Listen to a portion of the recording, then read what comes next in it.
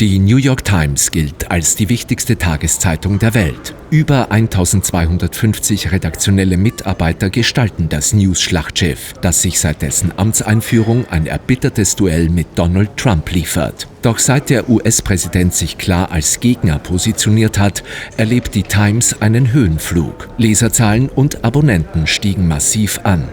Blickte hinter die Kulissen des Mediengiganten und sprach mit Jodi Rudoren, Associate Managing Editor der New York Times, über den unberechenbaren Präsidenten und Fake News. Never has our mandate and our mission been more clear. This is a news story of a lifetime for journalists like us. And so we've met that moment. We practically doubled our Washington staff. We've increased our investigative reporting around the world. We've covered the Trump administration in ways that nobody else really can, especially in terms of its impact around the world. We have investigative reporters working in all sorts of countries about the business and about the policy implications. There's a new concern, right, about where the news comes from, who controls the news, what kind of news it is, and about fake news in general. And so at the same time as we've had this kind of story of a lifetime on which we can really show how the value of what we do, there's been an outpouring of need for the kind of journalism that we do. Independent journalism, without fair or favor, on the ground in more than 150 countries last year.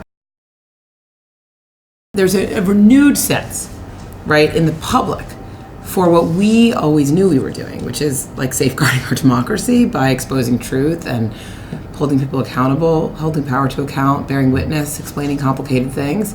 Like, I've believed in that my whole life, but now there's a public sense from important people and from average people that this is a cause worth supporting.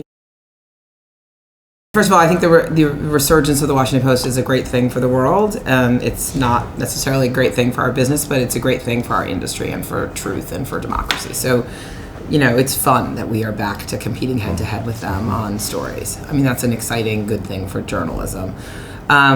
Secondly, I would say, we made a real decision a couple of years ago, both to be a digital-first news organization and to be a subscriber-first news organization. That was a big change from our old models of being advertising-based and print-based.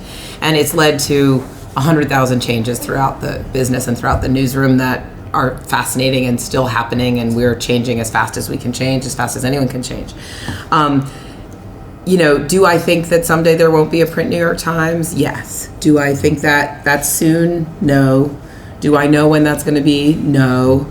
Sometimes I get asked about the international print edition of the New York Times.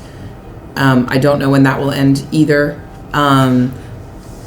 Do I think the international print will probably close before the domestic print, US print?